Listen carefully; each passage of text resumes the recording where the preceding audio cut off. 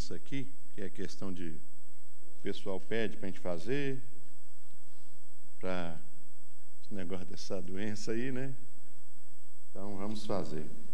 Irmãos, eu gostaria de dizer para vocês que hoje, ao término, né, dos avisos, nós temos que lembrar que nós temos aquela situação da Sueli, né, da família da Sueli, para a gente estar orando, levando para casa esses assuntos.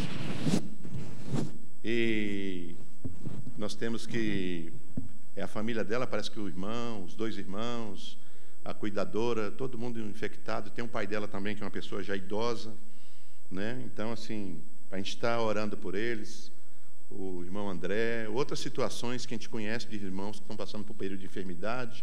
Está orando a questão das nossas famílias, das casas, né? A questão de emprego, para cada irmão, ver se tem alguém passando por situação de necessidade. A gente está lembrando desses pontos em oração e lembrando também que na reunião de quarta-feira nós estamos tendo a reunião normal aqui e também estamos transmitindo a parte inicial pelo YouTube, tá certo? E espera esfriar um pouquinho aqui, que a mão toda molhada e tem que pegar na Bíblia. Irmãos, eu gostaria de compartilhar nessa manhã aqui. Vou pegar nesse papel aqui, minha anotação está sumindo, está manchando. Nesses dias que nós estamos vivendo, a gente tem passado por momentos muito singulares, né? E é um momento propício, tanto para quem quer ser verdadeiro, quanto para quem quer fazer uma confusão. Então, é um bom momento para essas coisas, né? Então, a gente percebe que hoje todo mundo tem acesso à internet, essas coisas todas, e muitas coisas se escutam, muitas coisas se ouvem, e as teorias mais diferentes, acontece coisas demais nesse período, né? E, às vezes, a gente esquece que o manual que nós temos não é o Google, né? O manual que nós temos continua sendo a Bíblia. A pesquisa para conhecer sobre o céu e as coisas do céu, os adventos do fim, está tudo na Bíblia. É claro que os irmãos copiam e colocam no Google, sim, copiam. Então, lá nas mídias sociais, a gente vai encontrar muita coisa correta, muita coisa certa, muitas pessoas honestas falando. Mas, porém, a gente também vai encontrar nesses lugares muita confusão, muita axiologia, muita teoria maluca. A gente vai encontrar diversas coisas. Então, irmão, nós não podemos esquecer que o livro de regra do cristão, do lavado pelo sangue do Cordeiro, continua sendo a Bíblia. Entendeu? Então, as teorias, elas podem existir, mas tudo tem que passar pelo crivo bíblico, né? Se a gente não passa pelo crivo bíblico, como é que a gente vai acreditar, né? Baseado em quê? Nós estamos acreditando em um tanto de coisa, né? Então, por causa dessas situações, eu gostaria que a gente...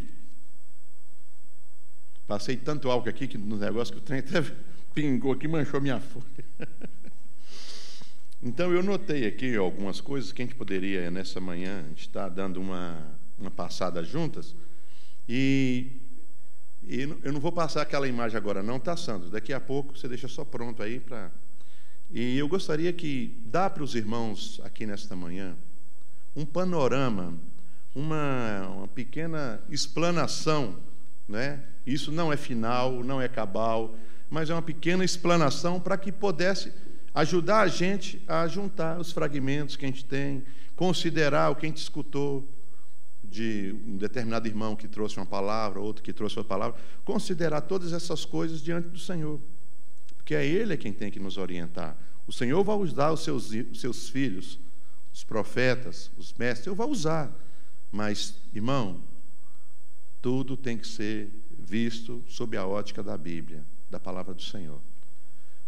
Porque se nós pegarmos muitas vezes um texto e separá-lo, nós podemos criar um problema.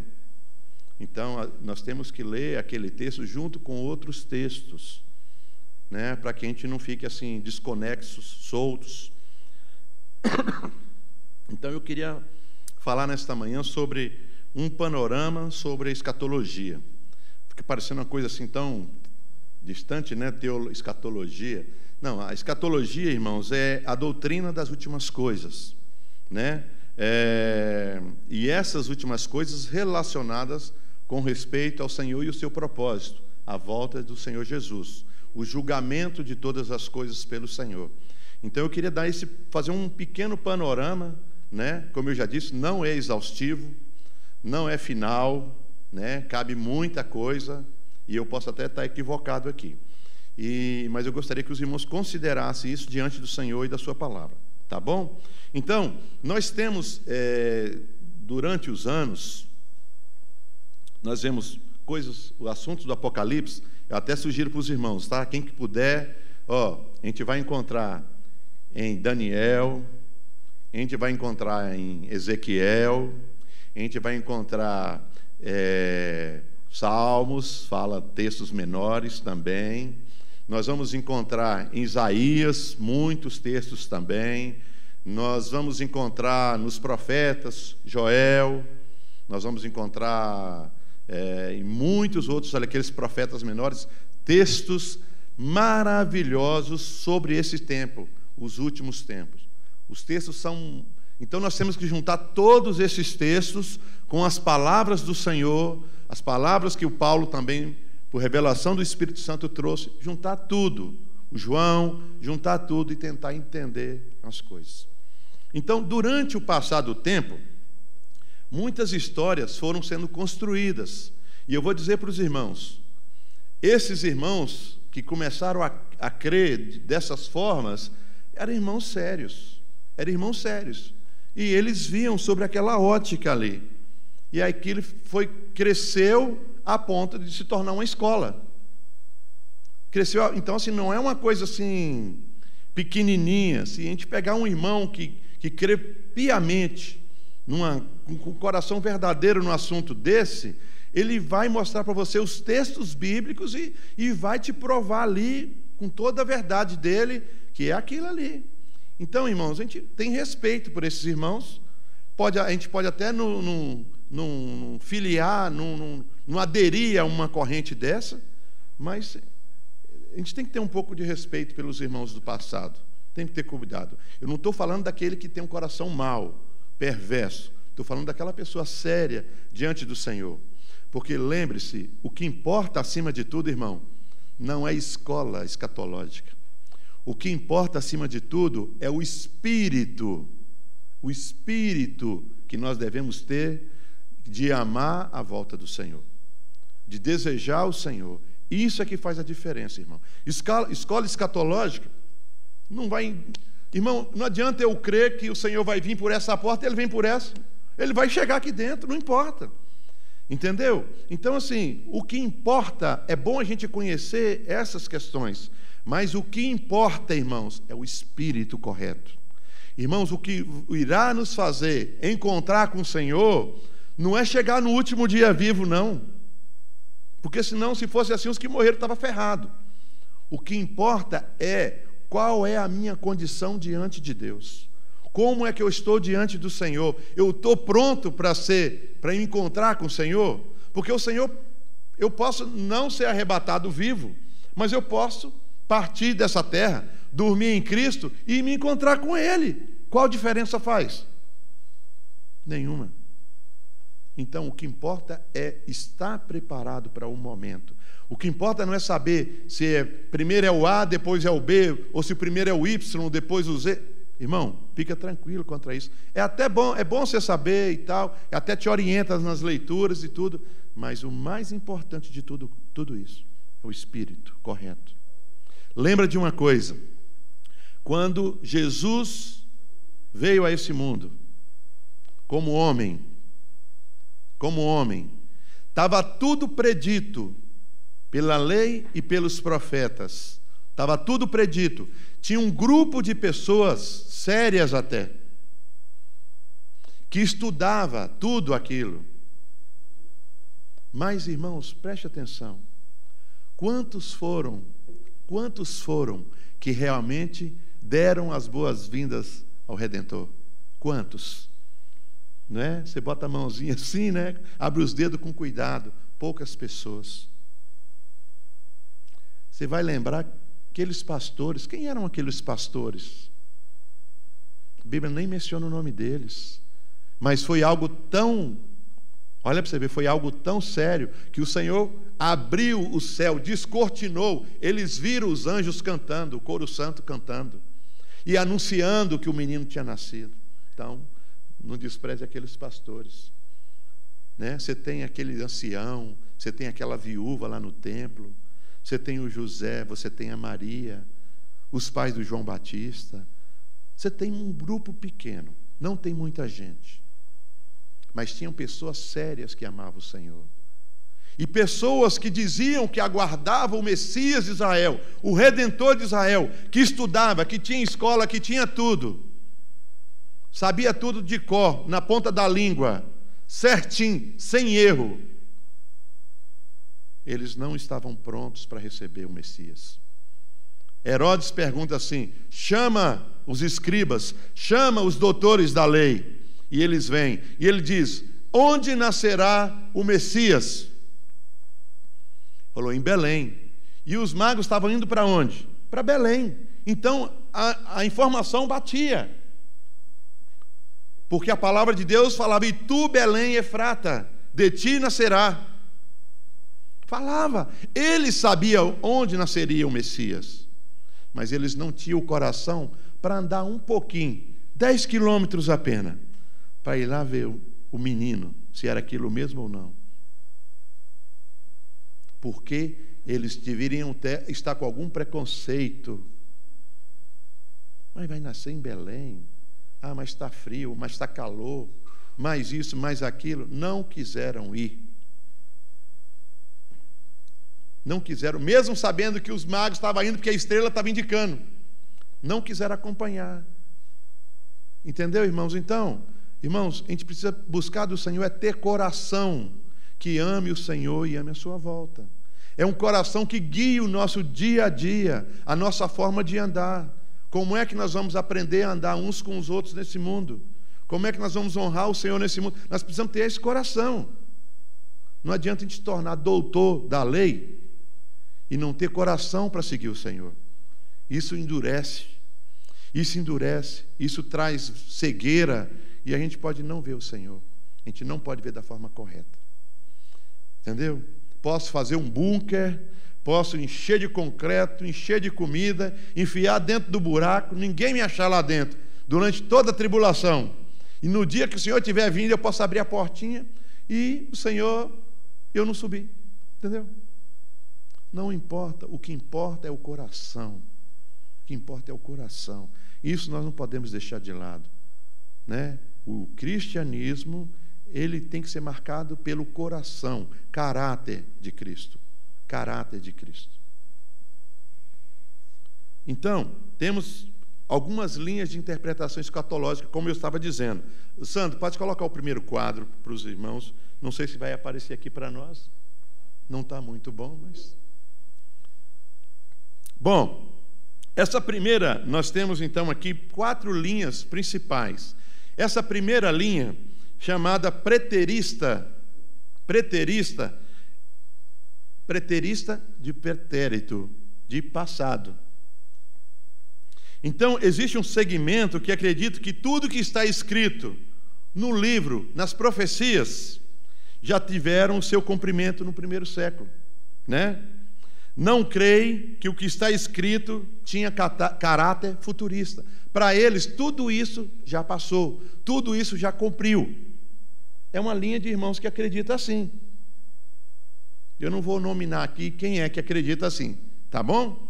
Mas existe, é um grupo grande, né, no mundo todo. Eles creem que tudo que foi profetizado já se cumpriu. Cumpriu lá no início, não tem mais nada para cumprir. Eles não creem que a profecia vai cumprir de novo. Entendeu? Porque Jesus mesmo falou, quando acontece aquela questão do abominável, homem da desolação, Antíoco Epifânio, foi prefigurado na história, o sírio, já tinha acontecido, né? E então você vai vendo que Jesus aponta de novo para frente. A profecia, ela é viva. Ela tem um fim. Ela traz antitipos e traz o tipo verdadeiro. Ela traz como se fosse uma maquete e a construção real. Mas esses irmãos não creem assim. Eles creem que tudo já aconteceu. Então são os preteristas. A gente tem também os historicistas. Essa é o outro quadro, tá, Sandro? Essa corrente tenta localizar nos acontecimentos ocorridos na Terra ao longo da história e identificá-los como algo que está escrito na Bíblia. Por exemplo, pega o surgimento da AIDS e tenta achar sobre alguma peste, alguma coisa. Olha aqui, está aqui na Bíblia e tal, tal. Os historicistas, é um outro grupo. A gente tem um grupo grande também. A gente tem também um outro grupo, pode passar a outra, Sandro. Chamados futuristas. Esses irmãos acreditam na Bíblia baseado no cumprimento de suas profecias. Acreditam no cumprimento futuro, literal, físico e global, né? Esta corrente é a corrente mais assim aceita nos dias, né? De hoje, estão muito mais relacionados aos irmãos da linha pentecostal. As linhas históricas estão mais em outras correntes dessas. Esses irmãos mais da linha pentecostal, eles estão mais ligados a essa corrente futurista, né? Aguardando as coisas que vão acontecer e tal, vendo o cumprimento. Está aí. Temos também a última corrente dessas quatro, que é a idealista.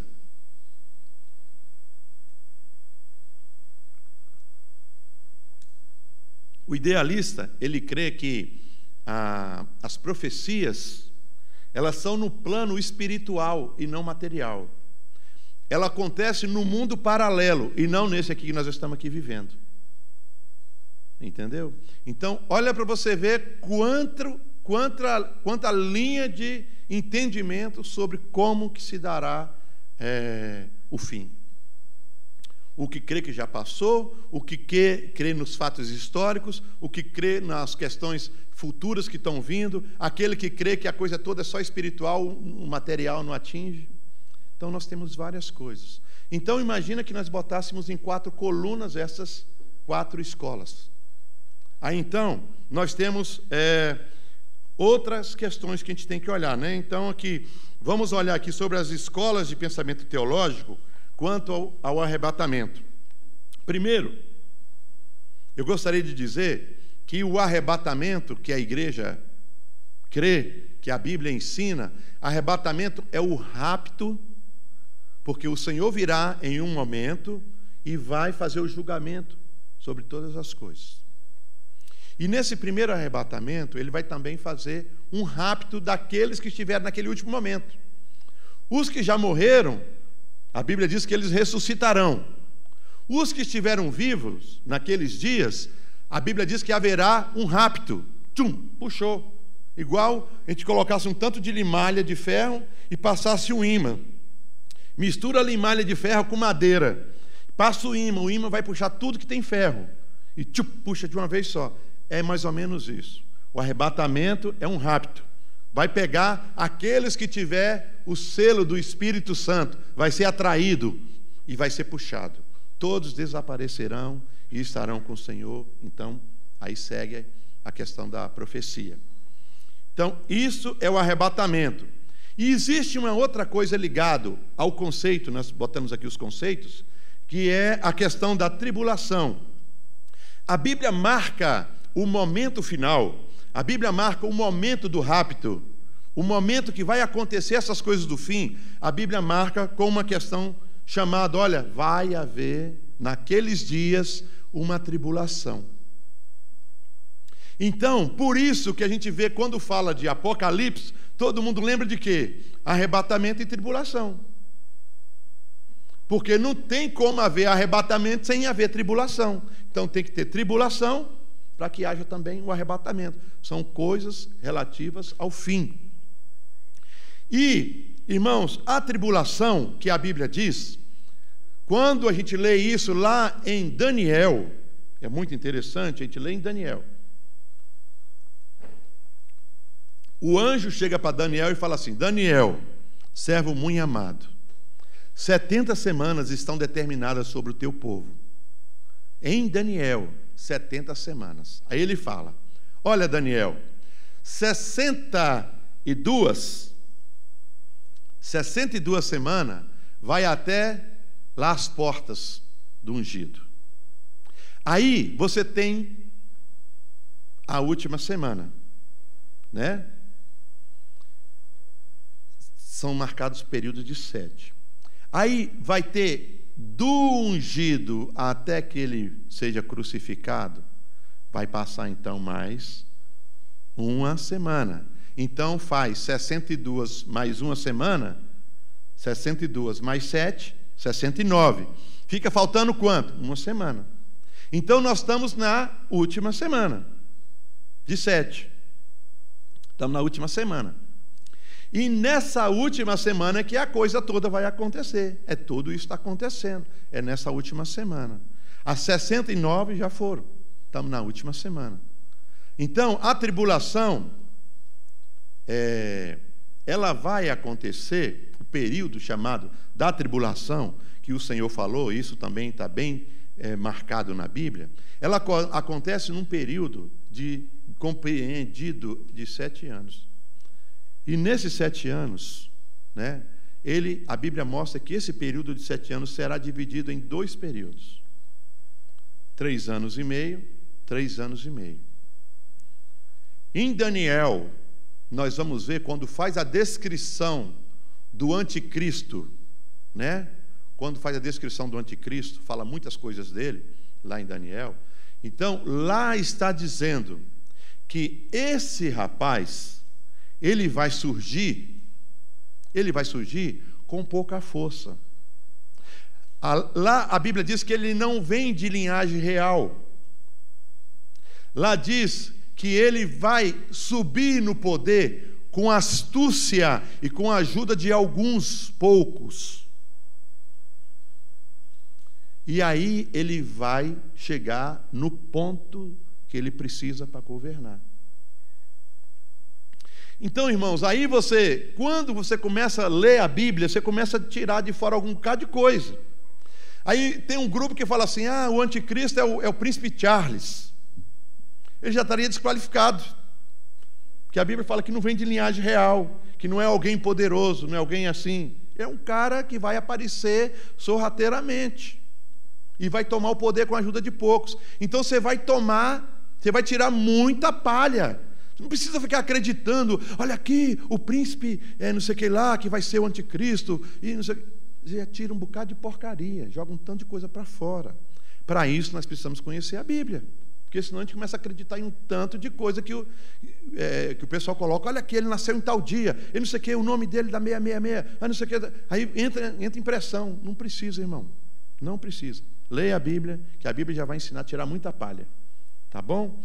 Então, a tribulação é isso. Primeiros 3 anos e meio, a Bíblia diz que é um período de acordo, é um período de conchavo, de escriturar, de fazer pactos. É um período que ele se mostra como alguém bom. Depois vem a segunda metade. A segunda metade, a Bíblia já descreve ele como o momento que vem as tribulações, as grandes tribulações. É o período da tribulação, que compreende também a grande tribulação, que é a última parte. A última parte é chamada de grande tribulação, porque vai acontecer coisas terríveis sobre a face da terra, coisas como a Bíblia diz que jamais aconteceram. É a última parte. Os poderes do céu serão abalados, terremotos em grande quantidade, meteoros caindo, várias coisas. Aquelas coisas, os cataclismas bíblicos, a Bíblia fala que estão compreendidos nessa última parte, que eles vão acontecer na última parte. Então, nós temos o conceito de arrebatamento, temos também o conceito de tribulação. Por que é tribulação? Irmão, é pressão. É pressão. É alguém querendo te machucar, é alguém querendo tirar sua vida, é alguém querendo acabar com você, é alguém te proibindo de sair de sua casa, é alguém te proibindo de congregar, é alguém que quer ver mais coisas. Ao invés de eu contar muitos detalhes, presta atenção numa coisa. A Bíblia diz que ele se levanta, o anticristo, a besta, né? Falso profeta. A Bíblia diz que ele se levanta contra tudo que se chama Deus e é objeto de culto. Então, irmãos, presta atenção, irmão. Fique esperto. Quando a Bíblia diz assim, comer é bom, come, mata e come, se alegra com a sua família, se Deus te deu condição, irmão, faz seu pratinho gostoso, né? Nesse tempo frio aí, fumacinha subindo, come gostoso, quentinho, comer é bom. O que o anticristo diz? Ele é anticristo. Quem falou que comer é bom? Cristo. Ele é anticristo. Então o que ele vai falar? Comer, olha, eu tenho minhas dúvidas, tenho minhas reservas. Comer não é tão bom assim. Paulo diz nas suas epístolas que ele vai se levantar até com respeito à comida, abstinência de alimentos. Aí você vê hoje na internet um tanto de gente te provando cientificamente que determinado isso não é bom. Irmão, se o Criador, o feitor, aquele que conhece a gente por dentro e por fora de todo jeito, que preparou tudo para o nosso alimento, falou, come que é bom, come, receba com ações de graça, não fica querendo saber se isso aqui foi consagrado a demônio, não. Você chegou lá, irmão, comprou o seu produto, Senhor, receba das tuas mãos, Senhor. Foi o Senhor que está me dando, receba e leva para a minha casa para a gente comer lá. Pronto, irmão, acabou. Ah, irmão, não sei, porque tem que ver em que época da lua foi plantado, se foi colhido assim, se não foi colhido, se colocou isso, se colocou... Irmão, para com esse tanto de besteira. A gente não precisa entrar em neura, não. O corpo pode morrer, não é que a gente não tem que cuidar do corpo, não. Temos que cuidar do corpo. Mas o corpo pode morrer, irmão. O problema é o que está dentro. Jesus falou que o que contamina o homem é o que sai, porque o coração está cheio do que sai. O que está fora, que você come, pode até te fazer mal, dar uma desinteria, fazer qualquer coisa. Mas, irmão, o que nos afasta do Senhor é o que está lá dentro, é o que entra, é aquelas preocupações que não são cristãs. Esse é o grande problema. É contra isso que nós temos que levantar. Recebe com ações de graça nas mãos do Senhor. Você tem, claro que eu estou vendo um cara jogar veneno no trem, eu não vou comprar dele, eu compro do outro. Irmão, mas se eu não sei, irmão, compro, oro e como. Entendeu? Senão a gente vai entrar em estresse, em neura, vai ficar apavorado. Televisão, a única coisa que ela gosta de fazer é assombrar. Aí todo dia tem um programa novo para falar do micróbio, da bactéria. Marta estava me falando essa semana. Que alguém disse lá e falou para nossa filha, para a Hannah, que banheiro vaso, às vezes quando você dá descarga, as bactérias pulam e que não sei o que lá, por causa daquele barulho, do vapor da água. Ô irmão, que pule! Ela está pulando há quantos anos? O Senhor te guardou todo esse tempo sem você saber. Não vai ser agora que ela vai te fazer mal. Mantém-se bem alimentado, irmão. Mantém saúde mental, tranquilo, buscando o Senhor. Vai tranquilo, irmão. Bactéria, isso aqui está lotado de bactéria. Vírus e tudo quanto é coisa. Nosso corpo está cheio de bactérias terríveis que podem acabar com a nossa vida. Mas tem alguém que ordena a bactéria para não fazer isso. Nossa vida está na mão do Senhor, irmãos. Senão a gente vai ficar onde? Nessa neura. O anticristo, ele se levanta tudo que se chama Deus. Se Deus falar assim, casamento é bom, ele vai falar, eu acho que não bem assim, não. Entendeu? O que mais, irmão, que Deus falou para você que é bom, o anticristo vai falar assim, eu não tenho bem certeza disso. O princípio dele é fazer conosco o que ele fez com Eva e Adão no Éden. O que foi que o Senhor disse para você sobre a árvore? Eu acho que não é bem assim, não. Irmão, é anticristo. Lembre-se, irmão, tudo que Cristo falou que é bom, Para o homem, ele vai dizer: não é bem assim. Tem a ciência que prova o contrário. Entre a ciência e o seu Deus, com quem é que você fica? Se a ciência não apontar o caminho do Senhor, ela está errada. A ciência não anda na nossa frente. Quem anda na nossa frente é a palavra de Deus. Nós respeitamos a ciência, porque a ciência verdadeira, ela fala exatamente o que Deus disse. Agora tem muitas ciências. Por exemplo, eu sou um advogado. Eu começo a estudar alguma coisa e começo a fazer outra pessoa me pede um parecer, eu dou um parecer do meu entendimento. E eu começo a fazer, aí alguém fala assim: o jurista Cleiton, irmão, não estou nem preocupado se eu sou jurista, essa palavra bonita, não. Mas o jurista Cleiton, aí vai para a televisão, porque o jurista Cleiton falou tal coisa assim, como se a minha palavra fosse a última e a verdadeira. E isso conforme o desejo de quem está falando, fazendo a minha propaganda. Então, eu estou querendo dizer isso é o seguinte: cientista tem os montes de tudo quanto é qualidade, os bons e verdadeiros, os meia boca, os que não valem nada, os que nem são. Entendeu? Um dia eu estava vendo a notícia na televisão, porque um cientista alemão, irmão, quantos cientistas tem na Alemanha? E quem te falou que o que falou lá para a emissora de televisão é o que sabe tudo, é o detentor da verdade? Irmão, nós temos que tomar cuidado. A Bíblia anda na frente. A Bíblia é a nossa regra de fé e prática. Entendeu? Se a ciência colaborar com a Bíblia, eu não vou ficar surpreso, eu vou falar assim: ele acertou, é porque isso está escrito mesmo.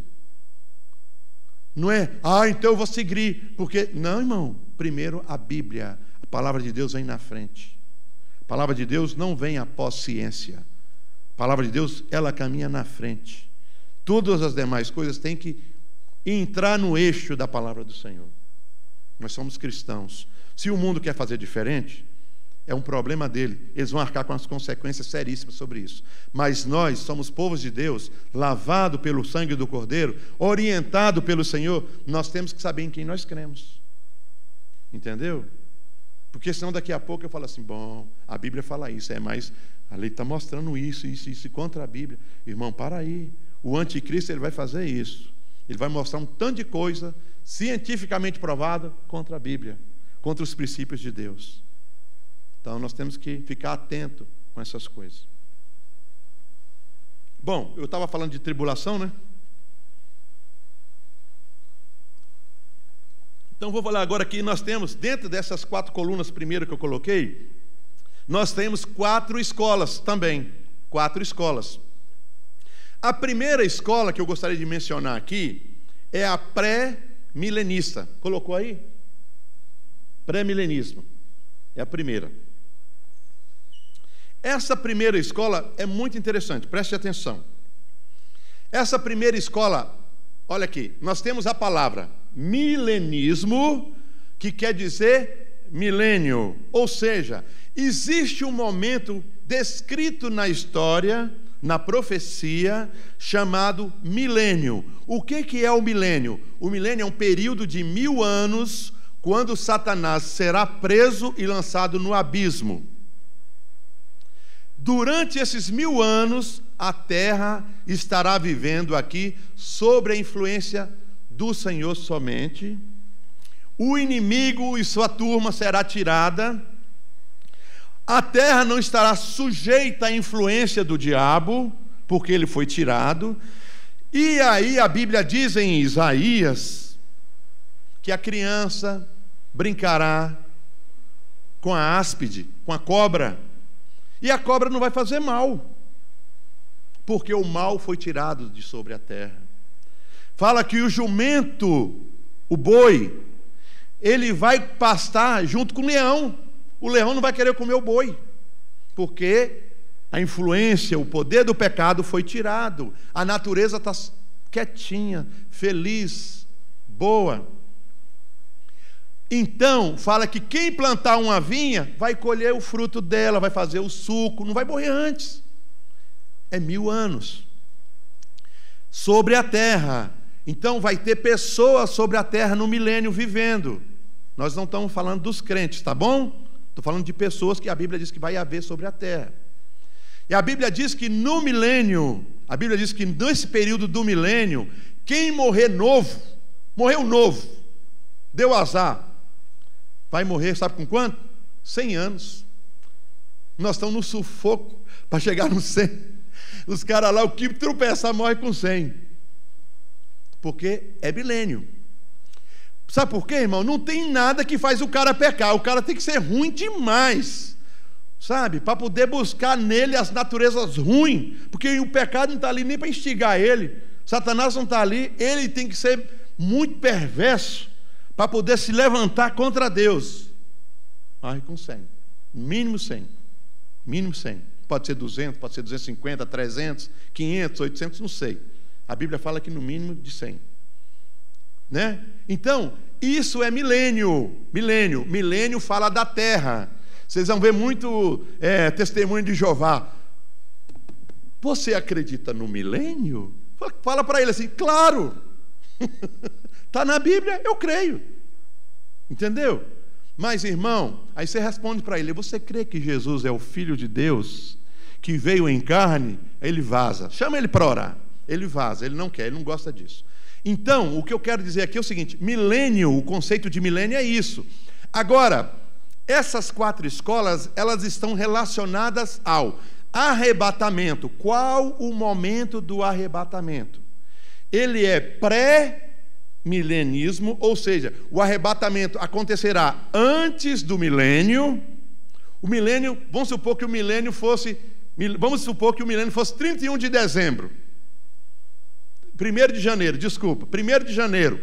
O arrebatamento aconteceria por volta aí de 30, 31 de dezembro.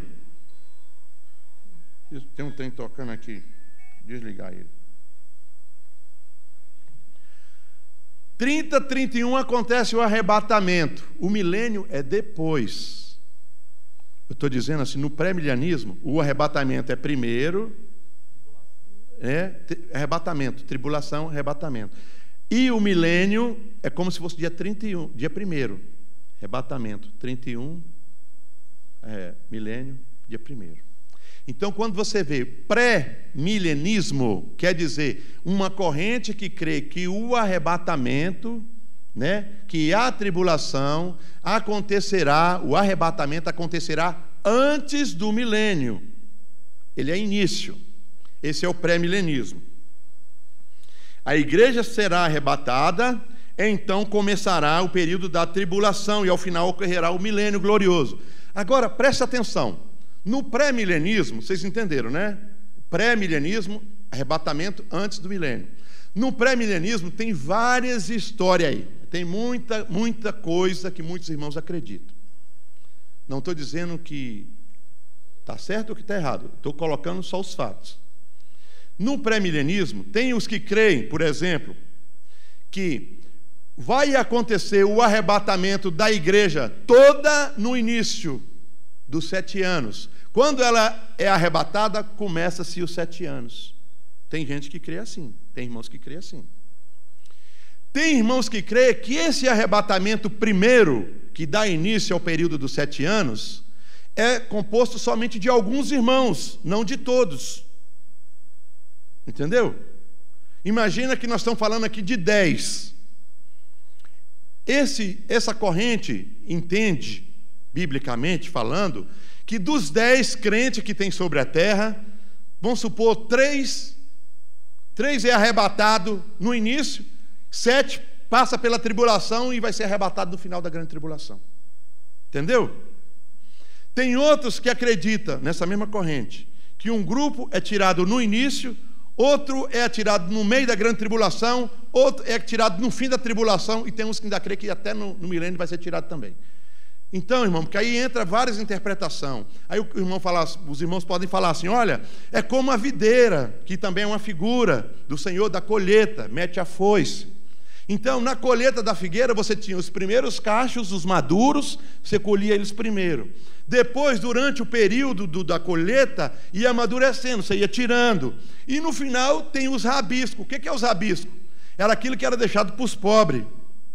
Deixava nas pontas, para os pobres não passar fome. Então, o cara lê a história de Ruth, você vai ver o negócio dos rabiscos. Então, aí, os rabiscos, o que é? Colheu tudo, tirou tudo, aí você passa debaixo dela, castando no meio das folhas. Opa, achei um cachinho pequenininho aqui, 2 uvinhas agarradas nele. Tuf!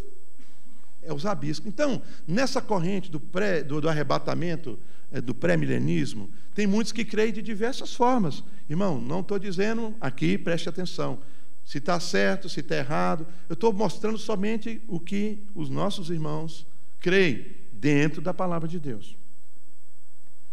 Depois, nós temos o mid-milenismo. Essa corrente, mid-milenismo, ele acredita, né? Ele acredita que o arrebatamento acontecerá em um determinado momento, enquanto estiver acontecendo a grande tribulação na terra. Ele só sabe assim, começou, mas que hora? Não sei, eu só sei que é durante a grande tribulação vai acontecer um arrebatamento. Essa é essa corrente do mid-milenismo. Mid, meio, milenismo, meio, né? Depois você tem o pós-milenismo, né? O pós, esse aí crê, né? Que no final do milênio acontecerá o arrebatamento. Irmãos, e tem aquela outra corrente, o amilenismo, né? Esse ai de negação, amilenismo. Ele crê que antes da palavra, acredita que haverá um período de 1000 anos, literal. Creio que o milênio começou em algum ponto da história, após a ascensão de Jesus, e findará com sua vinda. Eles não creem no milênio. Não creem no milênio. Para eles, o milênio já está acontecendo. Desde que Jesus ressuscitou, em algum momento começou o milênio, que acontecerá com a volta. Então, que hora que começou? Eles não sabem marcar o início. O fim é quando o Senhor voltar. Então, são correntes, são pessoas que estudaram a Bíblia com seriedade e creram. E creram. E aí, como é que a gente faz? Eu posso não concordar, irmão. Eu posso entender diferente. E o outro irmão entender diferente. Agora eu te pergunto, isso é motivo para nós criarmos problema? Isso é motivo para nós não estarmos juntos? Isso é motivo para nós não andarmos juntos? Isso é motivo para eu não me congrego com esse irmão, porque esse irmão crê assim? Não, irmão. Tem nada a ver. Nós não podemos, irmãos, aceitar, são as doutrinas heréticas. As doutrinas heréticas nós não podemos aceitar. Jesus veio em carne, Jesus é Deus, veio em carne, não pecou. Isso aí, irmão, não abrimos mão. Isso é a verdade. Jesus é Deus, isso é a verdade. Isso aí, irmão, se o cara não crê assim, não chama ele de irmão, não. Entendeu? Porque a menos que você crê igual ele, isso é irmão dele. Né? Então, é isso. Agora, com respeito ao arrebatamento, forma, escola, irmão, isso não nos importa.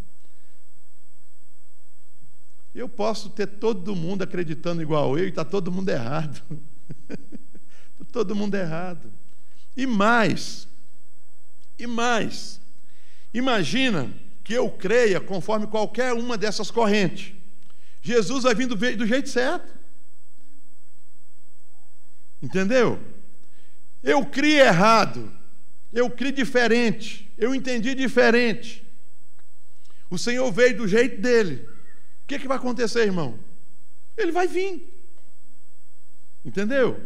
Seja Deus verdadeiro e todo homem mentiroso. Não muda. Você está entendendo? O que não pode faltar, sabe o que é? É o coração que ama o Senhor e a sua volta. Isso não pode faltar.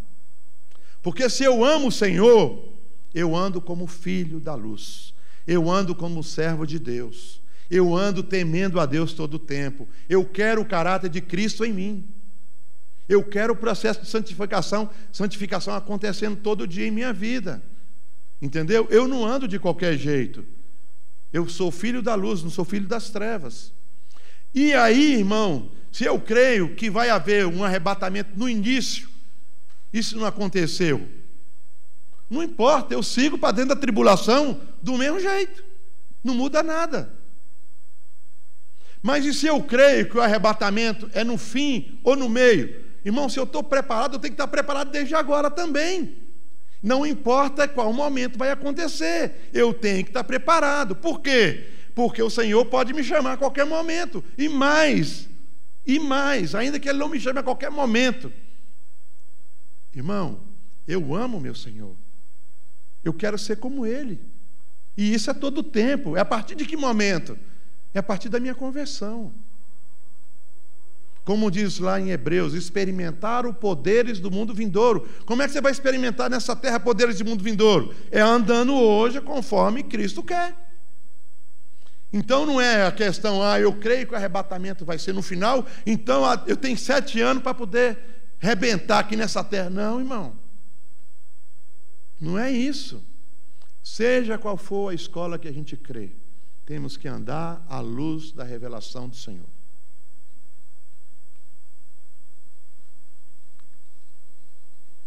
Tem uma outra situação. Deixa eu ver aqui.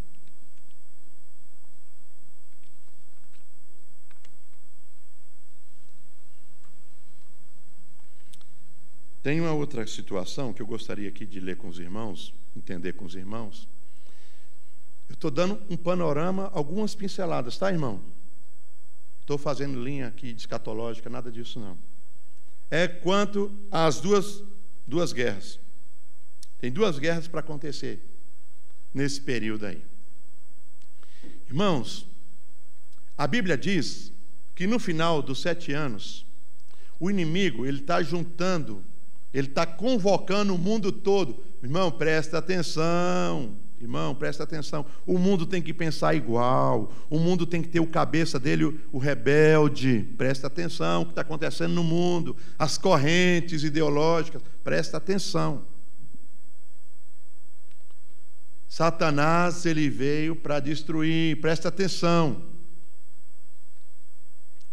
Aí a Bíblia fala que no final do período dos 7 anos, a Terra Santa estará cercada. Os inimigos. Tem um texto bacana na Bíblia, fala que Deus vai botar o anzol no queixo do sujeito e vai puxar ele. Ele está achando que é ele que está indo para a terra de Israel, mas ele não sabe que é Deus que está puxando ele. Muito interessante esses textos. Vai acontecer uma guerra. Eles vão cercar Israel e vão para invadir a Terra Santa. A Bíblia fala de um lugar na região de Nazaré. Eu até tenho um conhecido que mora lá, né, bem? Um amigo, ele é judeu, brasileiro, mora lá. Eu estava na casa dele uma vez, acho que foi da última vez que a gente esteve lá com os irmãos, né? A gente falou, você sabia que esse terrenão aí no fundo aí, é aqui que vai acontecer a guerra? Terrenão, uma planície maravilhosa. A planície conhecida como Armagedon. Armagedon, presta atenção, a palavra em hebraico é Ar-Megido.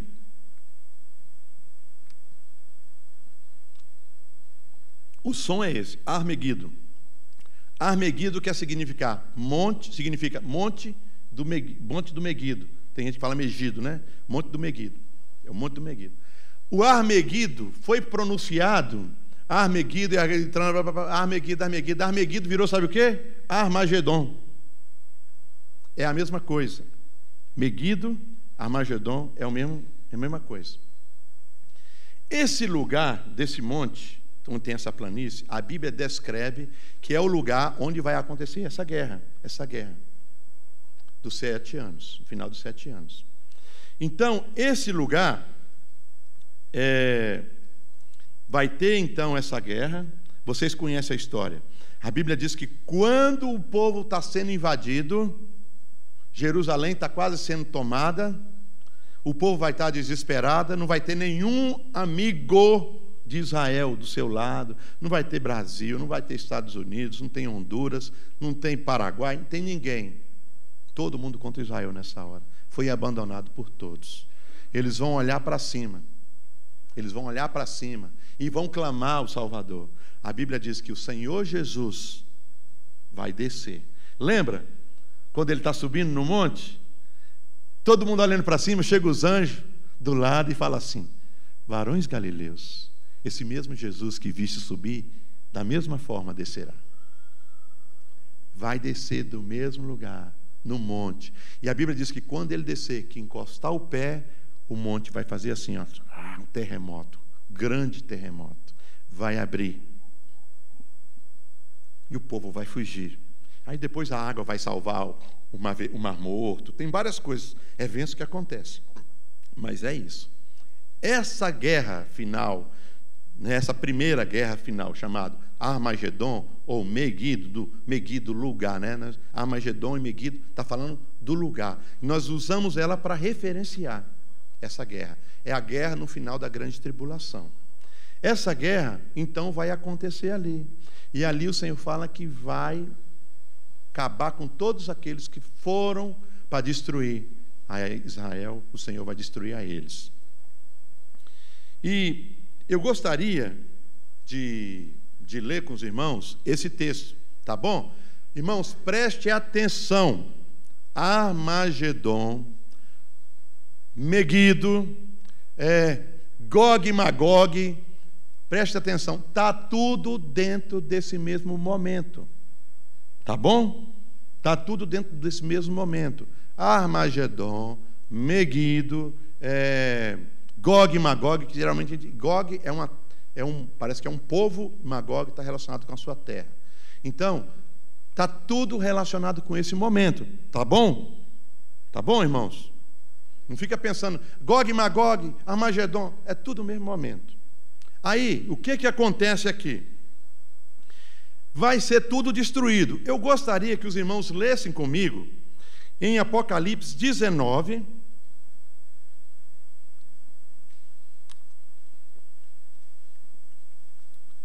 versículos 17.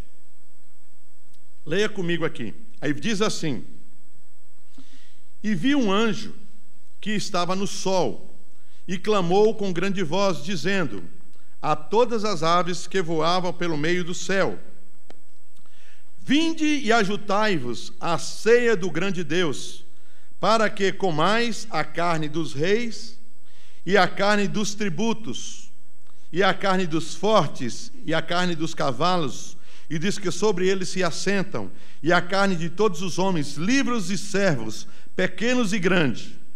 E vi a besta e os reis da terra, e os seus exércitos reunidos para fazerem guerra àquele que estava assentado sobre o cavalo, e o seu exército. E a besta foi presa, e com ela o falso profeta que diante dela fizera os sinais, com que enganou os que receberam o sinal da besta e adoraram a sua imagem.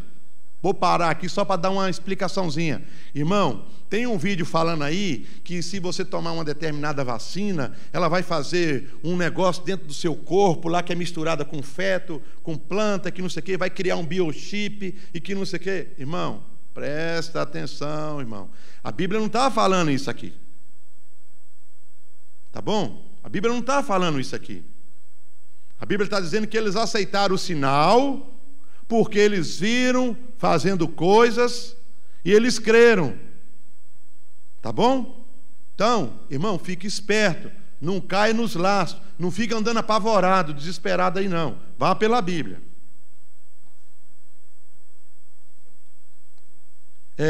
E vi a besta e os reis da terra e os seus exércitos reunidos para fazerem guerra àquele que estava sentado sobre o cavalo e o seu exército. E a besta foi presa, e com ela o falso profeta que diante dela fizeram os sinais, com quem enganou os que receberam o sinal da besta e adoraram a sua imagem. Estes dois foram lançados vivos no ardente lago de fogo e de enxofre. E os demais foram mortos com a espada que saía da boca do que estava sentado sobre o cavalo, e todas as aves se fartaram das suas carnes.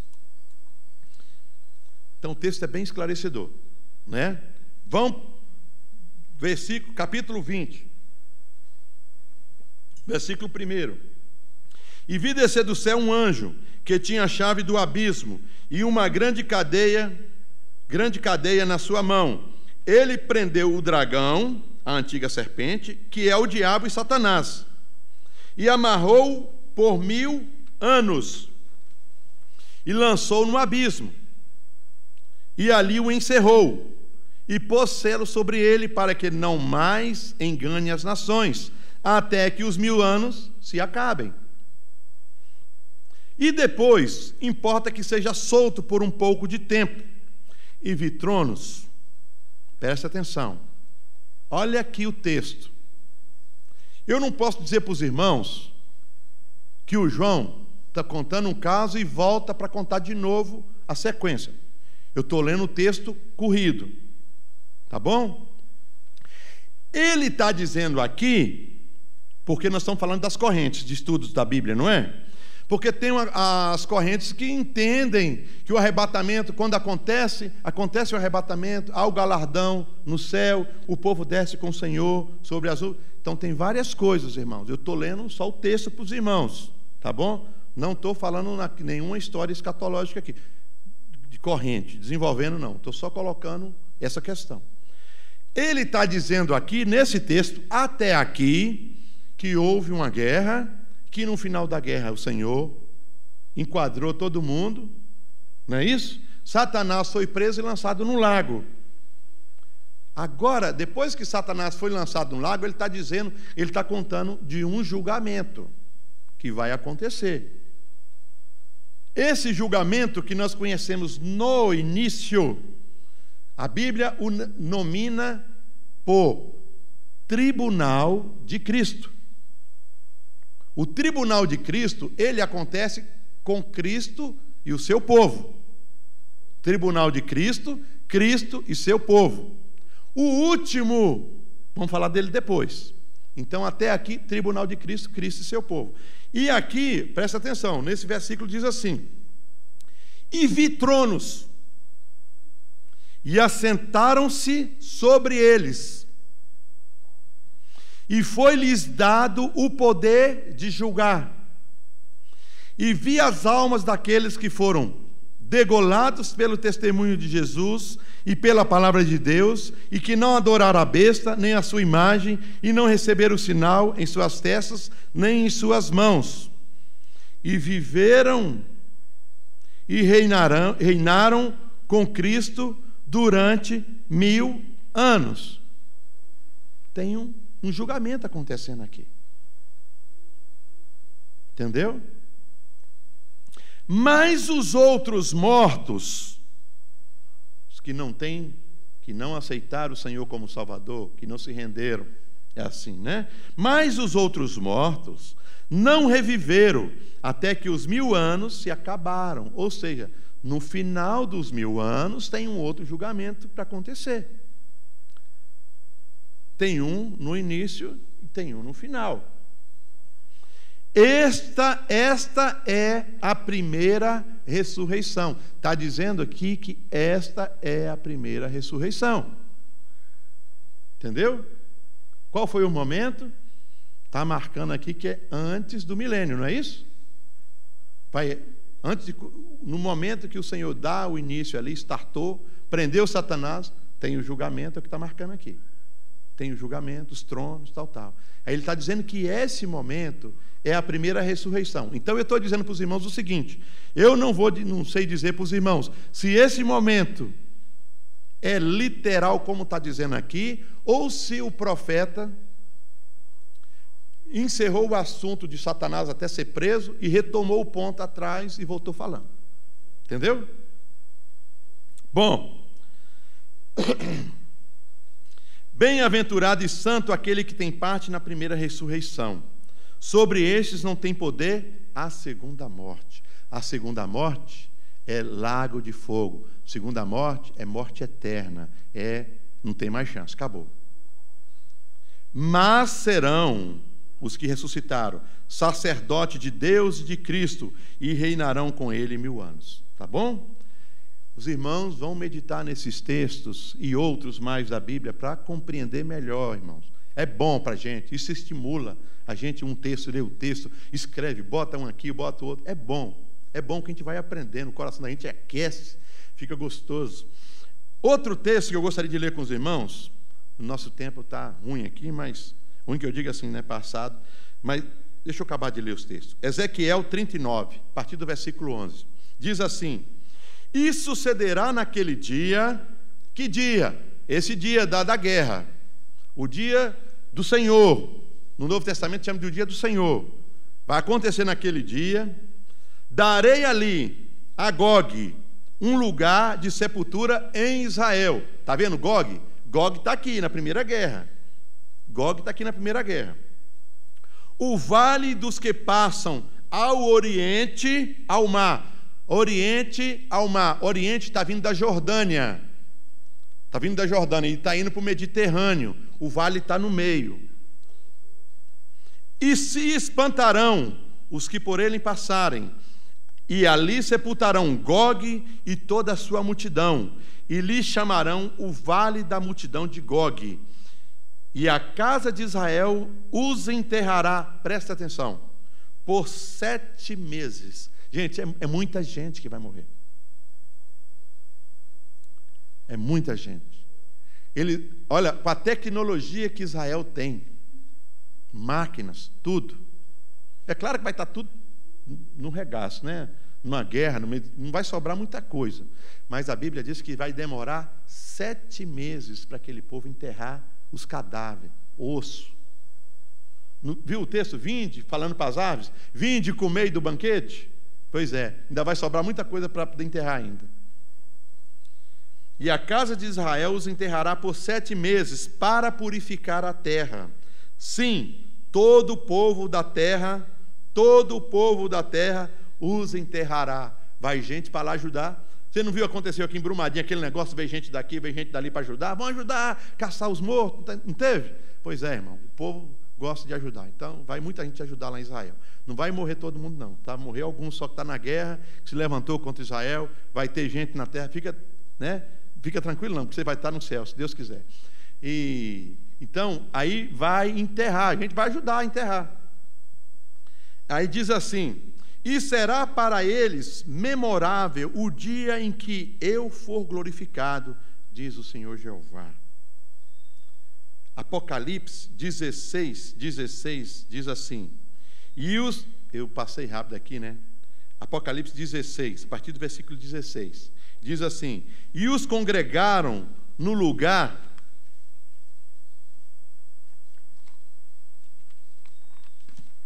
que em hebreu se chama Armagedon, Meguido, entendeu? É lá nesse lugar que a guerra vai acontecer. E o 7º anjo derramou a sua taça no ar, e saiu grande voz do templo do céu, do trono, dizendo: está feito, está feito. E houve vozes e trovão e relâmpago e um grande terremoto. Esse momento lá, irmão, da guerra, a Bíblia fala que vai ter o grande terremoto. Não é qualquer terremoto. Esse terremoto não é só sobre Israel. Esse terremoto é mundial, é escala mundial. Como nunca tinha havido desde que há homens sobre a terra. Entendeu? Não é qualquer terremoto. Todo mundo diz: mas tem a falha de San Andrés, Califórnia, não sei o que lá. Irmão, fica tranquilo, aqui no Brasil também vai ter, não tem falha que ninguém vê, vai ter também aqui. Contágio, também. Vai ter no mundo todo. A Bíblia fala em outros textos que para você ter uma ideia, é como se alguém pegasse uma toalha e fizesse assim, balançasse a toalha. Entendeu? Tipo uma onda. Diz que vai acontecer isso. Você vai ver isso em outros textos bíblicos. Então vai ser algo terrível. Por isso que vai entrar, a terra entra em colapso e vai. Esse é o momento da vinda do Senhor. Vai entrar em colapso tudo nessa terra. Entendeu? O vírus parou, fez isso. Agora você imagina na hora que Deus falar assim: agora é a vez do terremoto, sua vez. Quebra tudo, irmão. Não sobra nada inteiro. Isso é o momento antes daquela guerra lá de Gog e Magog, lá no Armagedon. Esse momento aqui é antes. Eu estou mostrando para os irmãos que ele está também descrito. Você tem que pegar vários textos para formar um momento. Vários textos para formar um momento, para compreender melhor. Tal foi como é que é? É porque o álcool manchou minha folha. Tal foi este tão grande terremoto.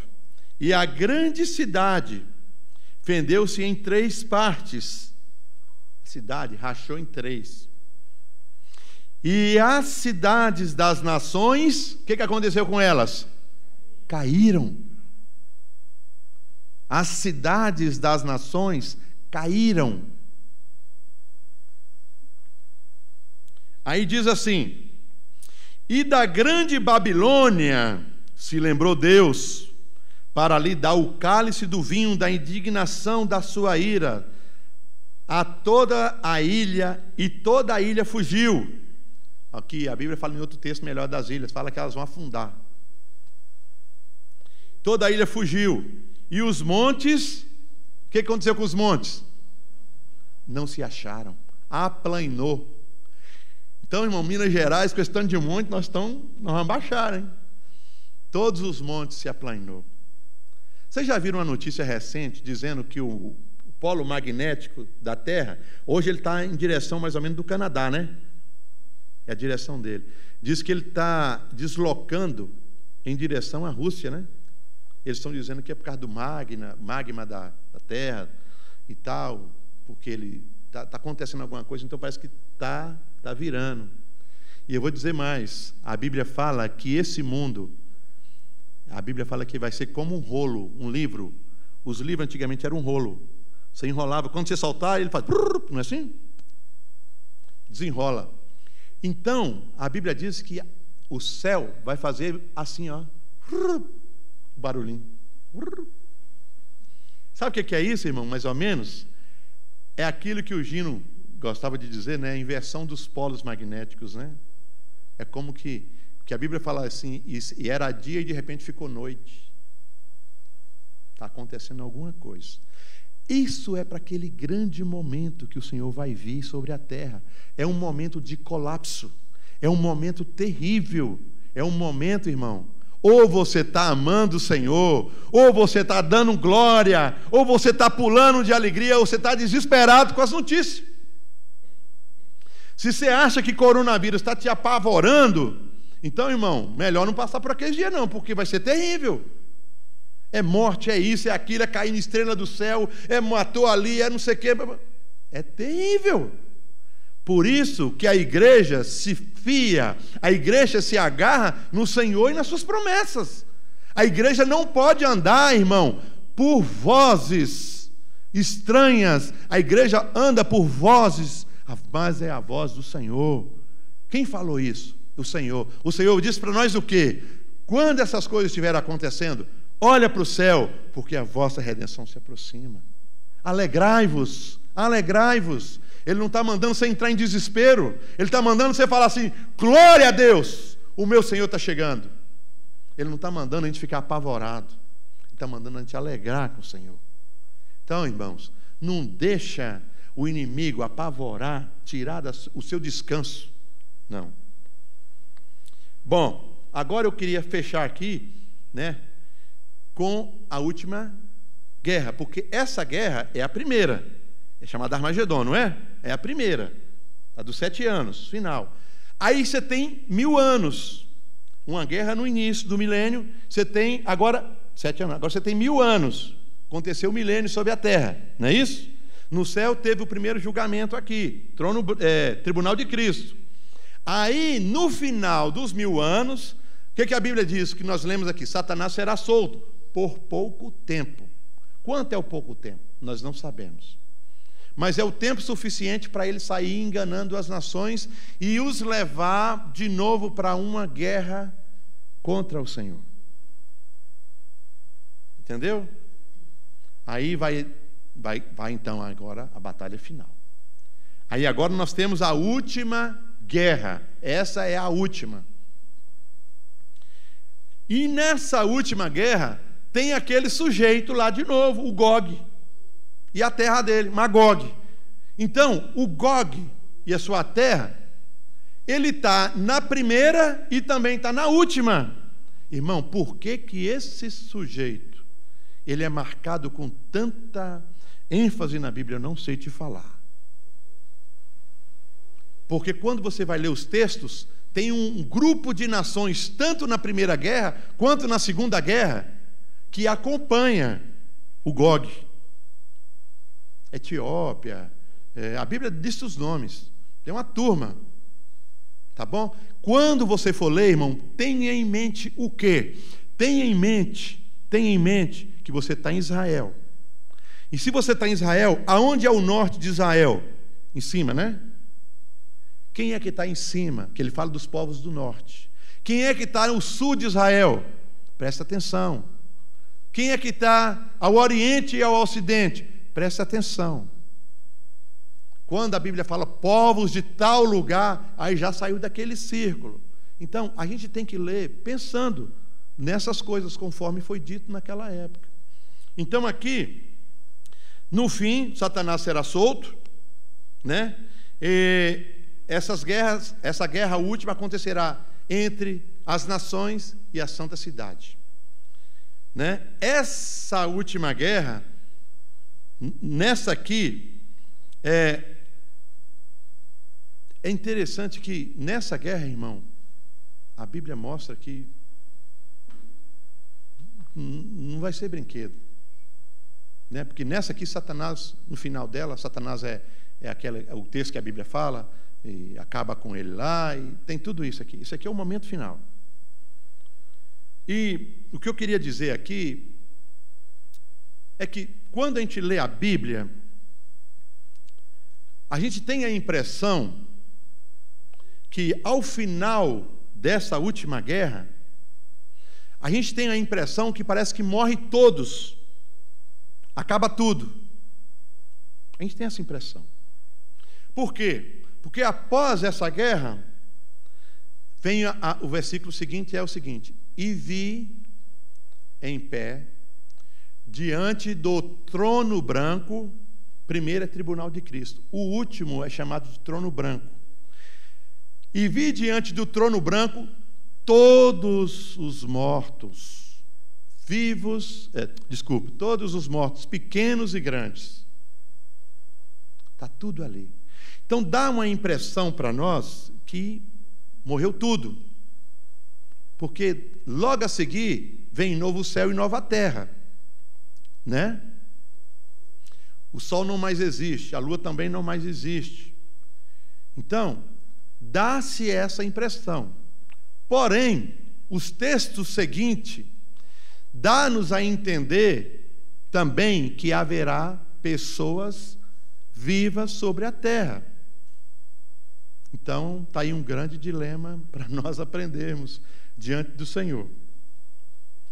Porque fala que os povos da terra se alimentarão, as folhas da árvore será usada para a cura das nações. E fala que vai ter gente na terra. Capítulo 21 de Apocalipse. Então, vamos ler os textos? Os textos falam melhor do que a gente. Apocalipse 20, versículo 7. Diz assim: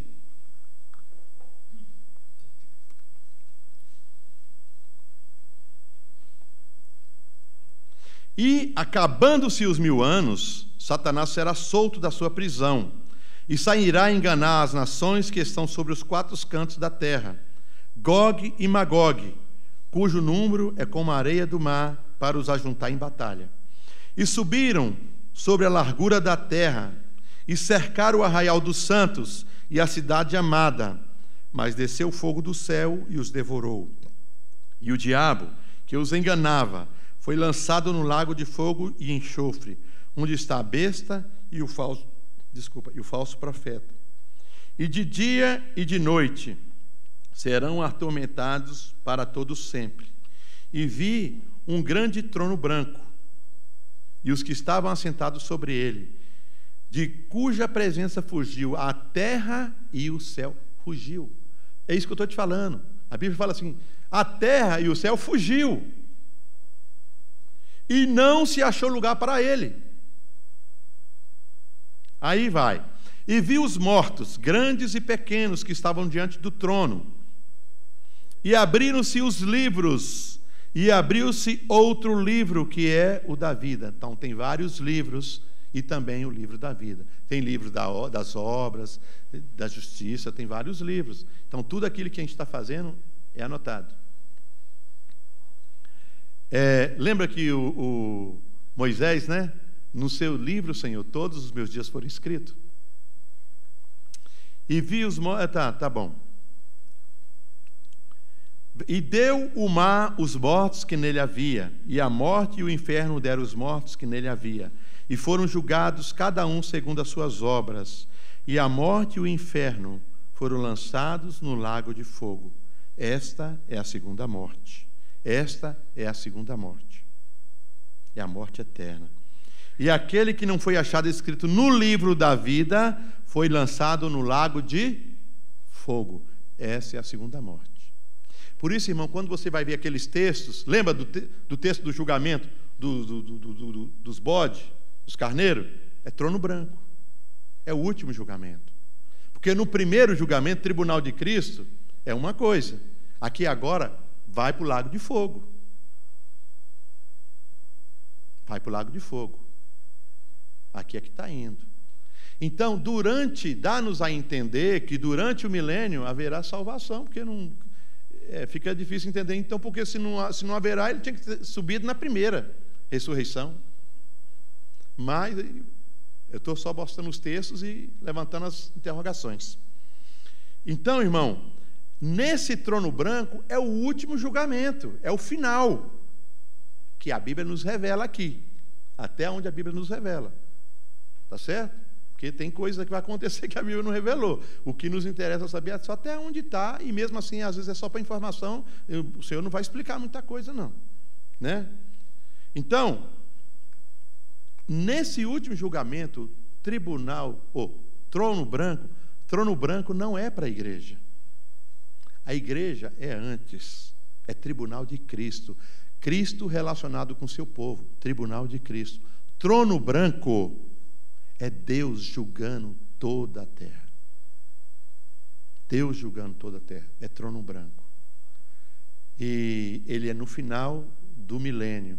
E aqui a Bíblia mostra, né, que aconteceu algo sério e o Senhor está julgando todo mundo. Porque aqui, presta atenção, a morte, durante o milênio, ela não foi encerrada.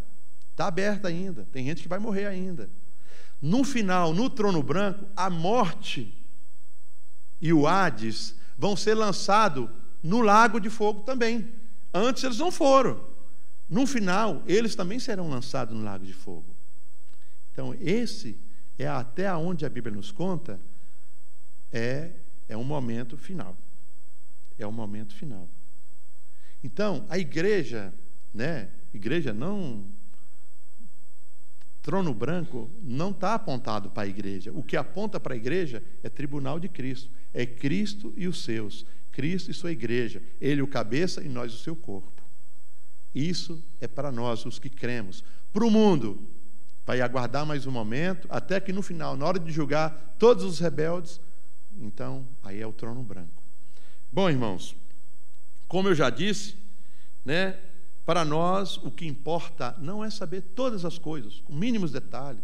Mas não é. Para nós, o que importa é o Espírito. É o Espírito do arrebatamento. É o Espírito que espera o Senhor. É o Espírito que quer ver Ele voltar.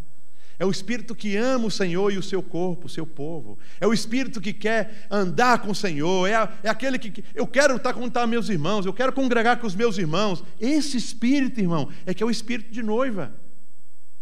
Esse espírito é espírito de noiva. Uma noiva que não fica ansiosa pelo dia do casamento, que quer ver, que quer acabar. Irmão, está errado.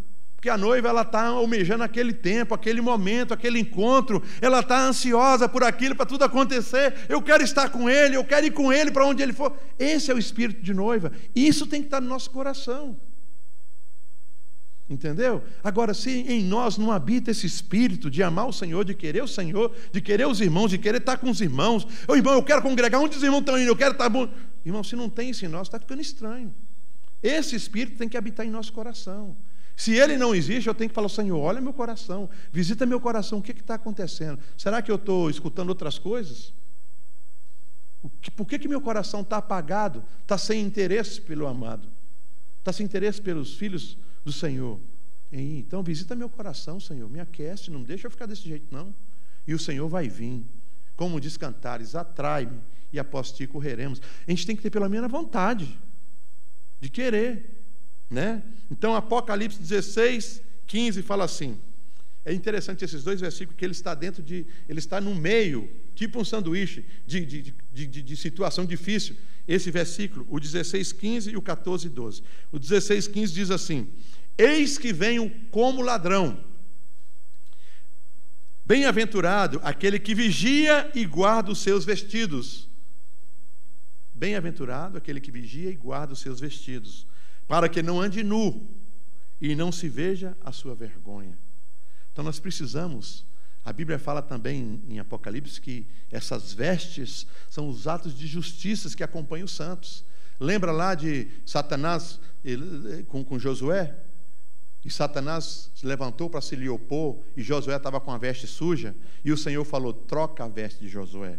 Pois é, irmão, nós temos que pedir ao Senhor, Senhor, me ajuda, Senhor, a trocar as vestes. Eu não posso ter uma veste suja, eu não posso estar sem veste. Eu tenho que estar pronto para encontrar com o Senhor. Então é isso que ele está dizendo assim, bem-aventurado, não é o que sabe tudo de escatologia, bem-aventurado é aquele que vigia.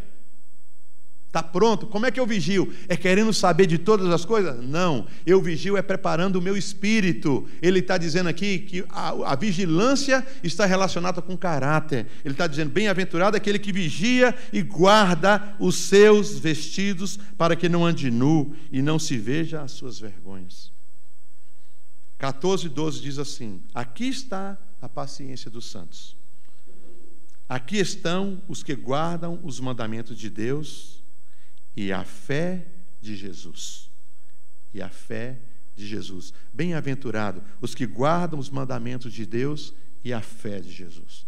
Irmãos, que o Senhor nos sabe, que o Senhor conquiste a gente, que o Senhor motive a gente a querer amá-lo cada dia mais. Às vezes é difícil ficar lendo a Bíblia, às vezes é difícil orar, irmão, mas preste atenção. Não é prazeroso muitas vezes, mas é o que o Senhor pediu para nós, porque isso é bom, não é para eles, não, é bom é para nós, é nos alimentarmos do Senhor, é ter comunhão com o Senhor, sabe? Então, bem-aventurado é aquele que persevera, bem-aventurado é aquele que ama seu irmão, bem-aventurado é aquele que pede perdão, bem-aventurado é aquele que restaura, bem-aventurado é aquele que quer seguir o Senhor, ainda que com perda nesse mundo, bem-aventurado é aquele que sofre pelo amor, pelo nome do Senhor. É bem-aventurado, irmãos. Irmãos, como diz a palavra, ainda falta um pouquinho de tempo, e o Senhor virá. Amém? Irmãos, peço desculpa pelo excesso do tempo, mas vamos orar.